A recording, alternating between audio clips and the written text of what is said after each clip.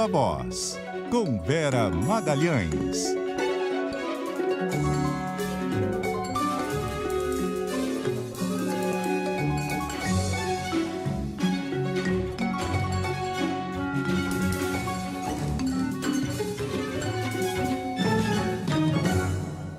Oi, Vera, tudo bom? Oi, Carol. Oi, Dan. Boa tarde a todo mundo que nos ouve e nos assiste. Oi, Vera. Boa tarde, tudo bem? Vamos abrir falando de Datafolha, Vera? Dados gerais e tem alguns detalhamentos interessantes também, né? Exato, Carol. O Datafolha trouxe em votos válidos Lula com 53, Bolsonaro com 47. Os dois crescendo, né, como era esperado, óbvio, em relação à eleição do último domingo, e dados também um pouco diferentes dos do IPEC do início da semana, que davam 55 a 45. Então, Bolsonaro maior e Lula um pouco menor. Esses dados a que você se referiu do detalhamento também tem notícias positivas para o presidente Jair Bolsonaro, mas tem uma que segue muito negativa. Quais são as notícias positivas para Bolsonaro, segundo o Datafolha? A aprovação do governo deu um salto em relação ao último levantamento antes do primeiro turno. Os que consideram o governo ruim ou péssimo são 40%, segundo o Datafolha, e eram 44% no último levantamento antes do primeiro turno. E os que o consideram ótimo ou bom saltaram de 31% para 37% no prazo aí de menos de uma semana. Um salto dessa natureza, tão grande como não se via há muito tempo na série do Datafolha, se explica, a meu ver, por uma de duas razões, né? Ou havia um bolsonarismo envergonhado, de fato, um bolsonarismo no armário, e as pessoas, quando respondiam às pesquisas, não externavam a avaliação que elas tinham a respeito do governo, e isso talvez ajude a explicar a diferença de votação que Bolsonaro teve para o que as pesquisas mostravam, ou o fato do presidente ter ido bem nas eleições e ter conseguido eleger aliados para o Congresso e para vários governos, mudou a percepção das pessoas num curto espaço de tempo a respeito do governo, fez com que elas melhorassem a sua percepção do governo Bolsonaro e passassem a externar nas pesquisas de outra forma se consideram um governo ruim ou péssimo, ou ótimo ou bom. Isso aí é algo que costuma se converter em intenção de votos. A gente tem, tradicionalmente, quando melhora a avaliação de governo, o candidato, se é candidato e está no cargo, em seguida colhe uma melhora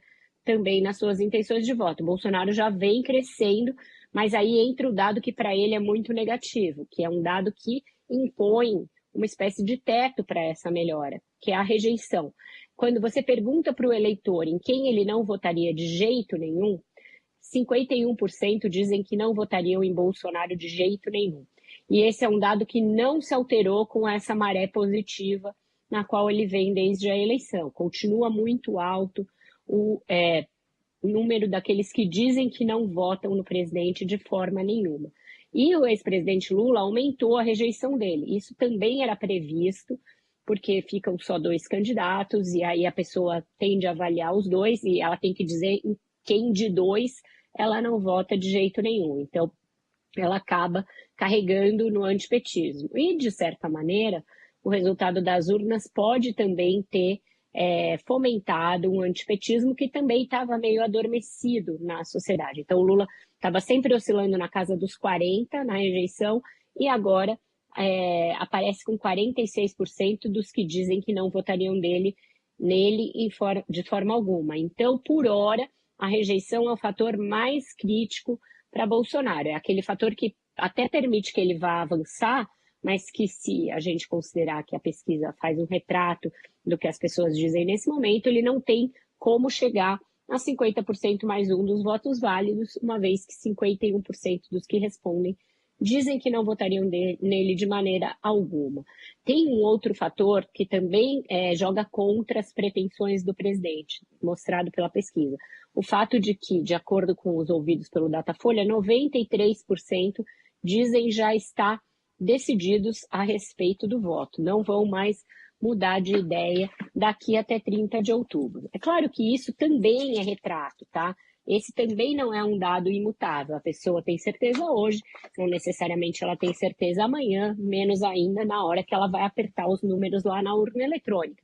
Mas neste retrato do momento, essa cristalização de votos, essa certeza de votos, também não joga a favor de alguém que, como Bolsonaro, tende a converter muitos votos para ultrapassar Lula e vencer a eleição. Então, esse é o retrato. Eu sei que as pessoas estão bastante céticas em relação às pesquisas, e aí não só os bolsonaristas, não só aqueles que alardeiam e vociferam contra as pesquisas, mas as pessoas do dia a dia, todos nós. E aí o Datafolha começou a fazer algo que é educativo, que é explicar como ler, né, o que significam os dados de uma pesquisa. Então, recomendo a todos que entrem lá no site da Folha e leiam um texto que está logo abaixo da manchete, saiba como ler, como entender uma pesquisa, para também não ser presa fácil dessas fake news de que as pesquisas são todas fraudadas, de que os institutos têm de ser fechados, para ler a pesquisa como algo que vai te auxiliar a decidir o seu voto de acordo com as suas convicções. Eu só não entendi a parte da rejeição do Lula, Vera. Eu estou te ouvindo, tentando ouvir atentamente. Quando você falou do 40 para 46, foi isso?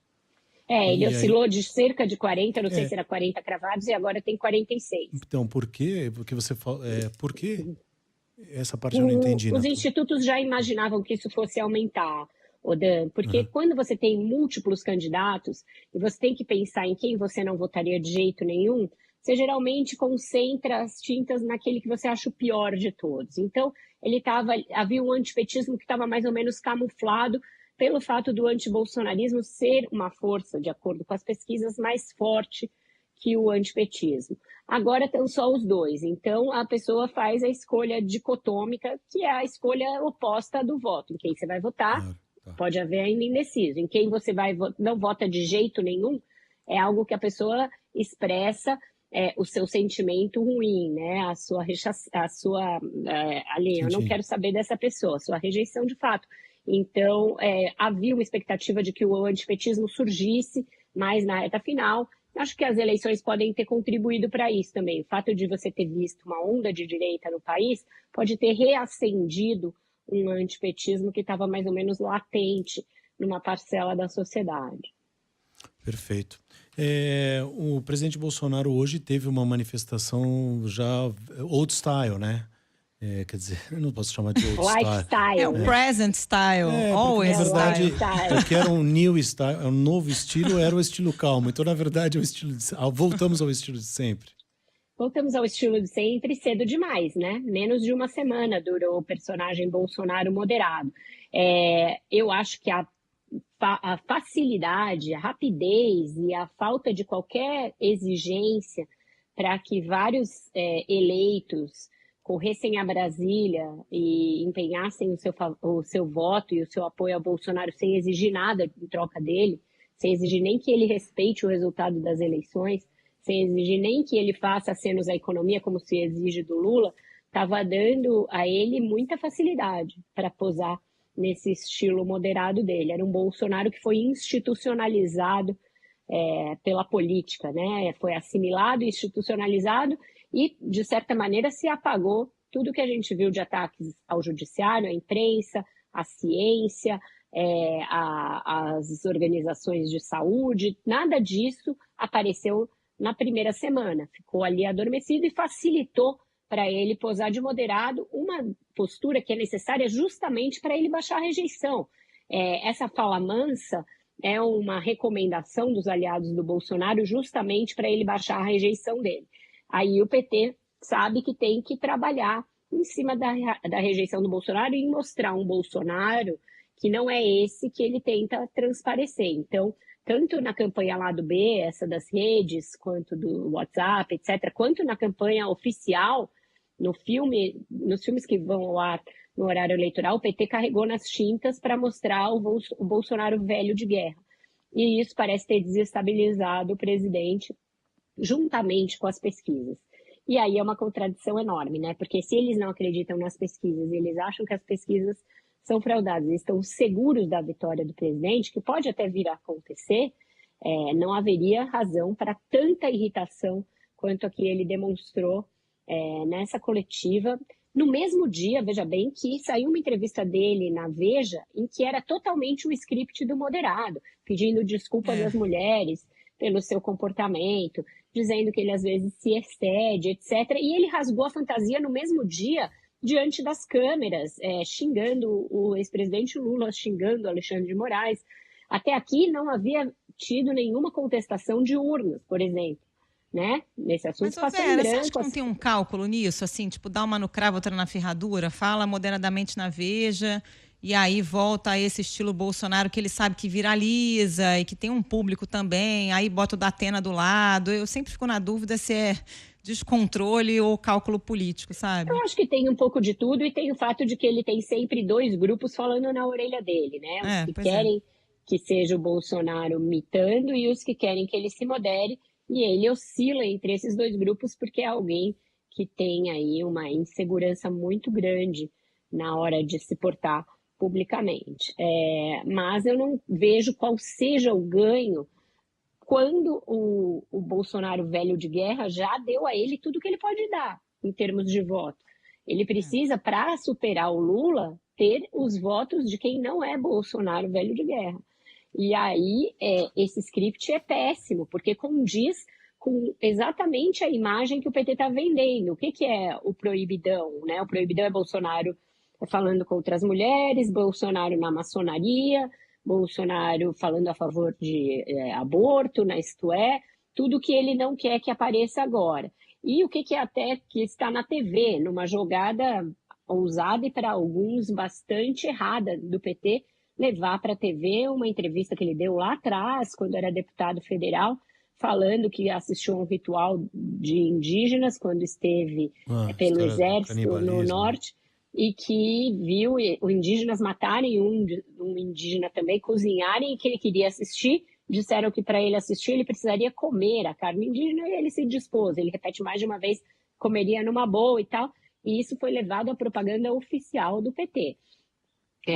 Tem muitas dúvidas, né, na ciência política, na ciência da publicidade, se esse tipo de ataque tão abaixo da linha da cintura deve ser feito na campanha oficialmente. Mas o PT fez isso para quebrar um pouco essa imagem institucionalizada que o Bolsonaro estava querendo passar nos primeiros dias. Eles entendem ser efetivo, não vai ser a única linha da campanha, é um comercial e depois vem toda aquela coisa ali, Lulinha, paz e amor, mas eles acham que era importante para expor o Bolsonaro, que eles dizem ser o Bolsonaro que existe de verdade. Por outro lado, você pode denotar um certo desespero. Se você precisa usar uma arma como essa, é sinal que o jogo não está tão ganho quanto a campanha do PT quer fazer crer que está ganho.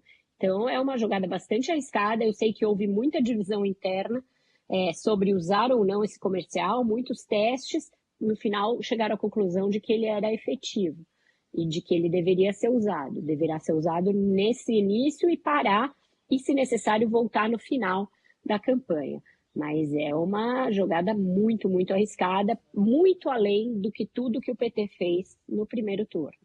Agora, é um ataque abaixo da linha da cintura na campanha, mas o Lula, pessoalmente, hoje, naquele pronunciamento com a Tebet, disse que não ia partir para a briga com o Bolsonaro, fez aquele pronunciamento conjunto e um aceno bastante claro de que Tebet pode vir a ser ministro, ter alguma participação, né? Ele deu várias sinalizações ali nessa fala.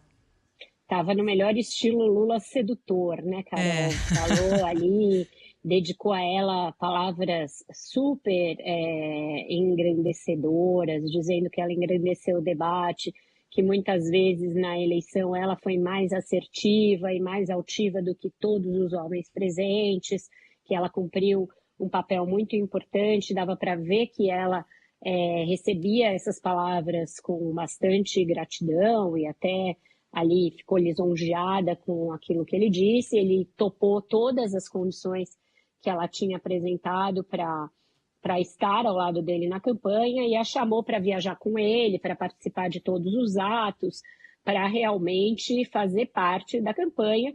Isso, para mim, concordo com você, pressupõe que ela vai ter alguma participação no governo caso ele seja eleito.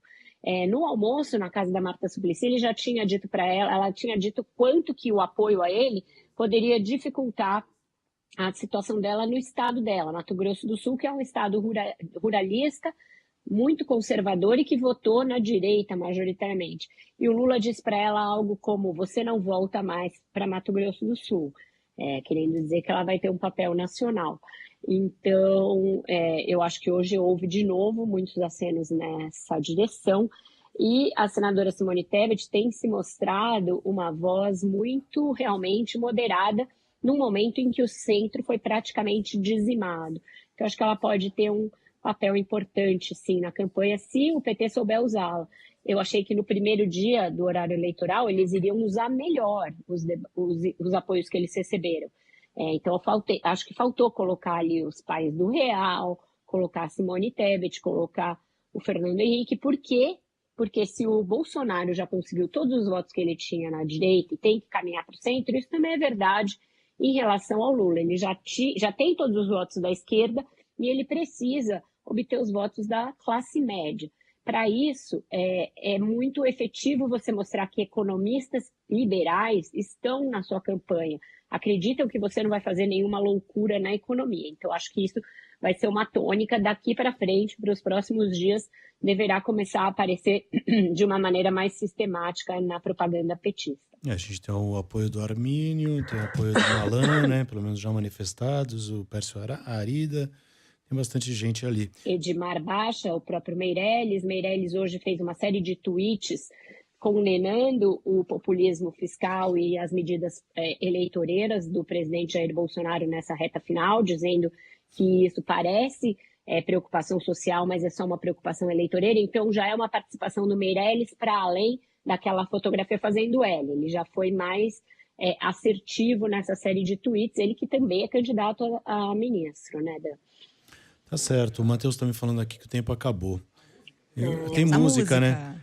Na próxima sexta, se eu aqui estiver ou na outra, eu queria partilhar da sua experiência de saber o quanto que essa história do que se fala que tá decidido mesmo. Tá tudo em mutação, né? Então, eu estou pautada para isso, vou ouvir os especialistas em pesquisa e trago isso. Próxima sexta é meu aniversário, então já te convido. Você é libriana também? Librianíssima. Eu sim. também. Qual é o seu ascendente? É Gêmeos, e o seu? O meu é Áries. Eita. As saquetadas vêm daí. Malandro. Calminho. Na rapaziada, Aí, ó. e segue em frente e segura o Crioulo, rojão. Luna, regravando Gonzaguinha. Valeu. É isso. Obrigado, Vera. Bom final de semana. E não pode